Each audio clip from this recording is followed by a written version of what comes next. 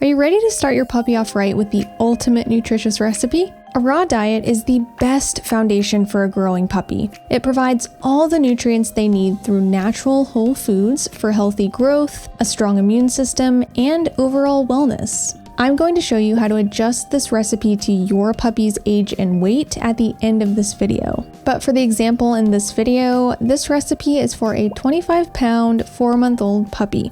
All right, let's begin. Starting with muscle meat. Let's add 5 ounces or 142 grams of 90% lean ground beef. I chose this ground beef for a few reasons. The first is because it's super high in zinc and iron. Puppies need a lot of iron in their diet to develop and function properly. So beef meat is a great muscle meat that provides iron. 90-10 ground beef has a great meat to fat ratio, and puppies need fat to fuel their growth. So don't be afraid to include raw fat in their diet. This amount is going to be half of the entire recipe. The reason for this is because a prey animal's body is roughly 50 to 80% muscle meat.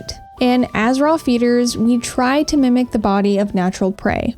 Okay, on to the next ingredient, the muscular organ. Hearts, gizzards, green tripe, and lungs are all muscular organs. Let's look back at a prey animal. Muscular organs make up a large portion of the body, but not as much as muscle meat. So let's add in 3.5 ounces or 99 grams of chicken hearts. This makes the recipe 21% muscular organ. I chose chicken hearts for this recipe because they're easy to find, and they also provide the most iron when compared to other common animal hearts. Remember, puppies need a lot of iron in their diet. They're also high in zinc, copper, B vitamins, and beneficial fatty acids like linoleic acid. You may come across chicken hearts at a few chain grocery stores and places like Walmart, but you're also bound to find them at Asian markets, butcher shops, and farmers markets. Alright, next is the meaty bone. In the wild, canines often consume the entire body of small prey animals, and this includes the bones. For this recipe, I'm adding in 6 ounces or 170 grams of chicken wing. To some of you watching, feeding raw bones sounds scary. But just keep in mind that your puppy is equipped with the teeth to pierce them, the jaws to chew them up, and a highly acidic digestive system. The bones you should worry about are cooked bones because they're difficult to digest and can puncture the digestive tract. Raw bones provide natural calcium, phosphorus, and magnesium, which are essential for strong bones and teeth. Puppy recipes usually range between 15 to 17% bone to facilitate their bone growth, and this recipe is 17% bone.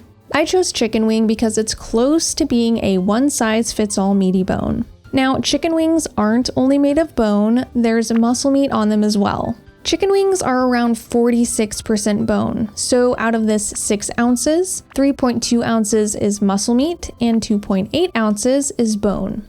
Okay, time for the next important ingredient, liver. Liver takes up a small percentage of a prey animal's body, and it's also super concentrated in vitamin A, B vitamins, copper, iron, and selenium. Because of this, it should only take up 2 to 4% of the entire diet. I'm adding 0.6 ounces or 17 grams of beef liver, which is about 4%. Beef, goat, lamb, and bison livers are excellent sources of copper, so I usually go for these as often as I can. This is a pretty common organ meat and can be found at pretty much any store that sells raw meat.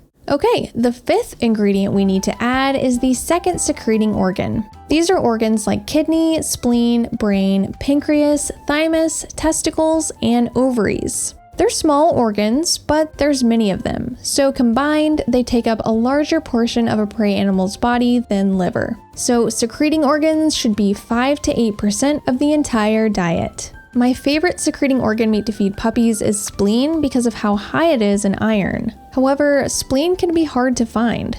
But there's actually another secreting organ that's pretty easy to find and also relatively high in iron. Kidney. I'm adding 1.3 ounces or 37 grams of beef kidney, making it 8% of the diet. I found kidney at Asian markets, butcher shops, farmers, and even a few chain grocery stores. Okay, the main portion of your puppy's raw meal is complete. However, it's still missing a few key nutrients that are commonly low in raw diets. These nutrients are iron, manganese, iodine, vitamin D, vitamin E, and omega-3s. And there's actually an amazing food out there that provides both vitamin D and omega-3s: salmon, mackerel, and sardines. So I'm adding 1 ounce or 28 grams of canned mackerel to add in vitamin D and omega-3s. These nutrients help keep your puppy's bones strong and their skin and coat shiny. I've found mackerel canned in water in almost all canned fish sections of grocery stores. Next, 0.6 ounces or 17 grams of cooked blue mussels for manganese and iron. You can find these frozen at chain grocery stores like Walmart, as well as seafood markets, butchers, and Asian markets. Next, half teaspoon of dulse flakes for iodine. Among all seaweed, I prefer dulse because it's naturally high in iron. This is the brand I'm using. And then 1 gel cap of natural vitamin E oil every 5 days. Here's the brand I'm using.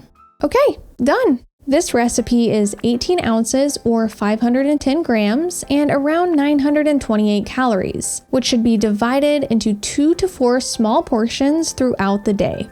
Now, many people use body weight, age, and this chart to decide how much raw food to feed their puppy. However, relying solely on this can lead to overfeeding, so I like to go by calories. To adjust this recipe for your puppy's needs, first take a look at this chart and find the caloric needs for your puppy depending on their age and weight. Then take your puppy's caloric need and divide that by 928, which is the total calories of this recipe. Finally, multiply the number that you got by each ingredient's weight.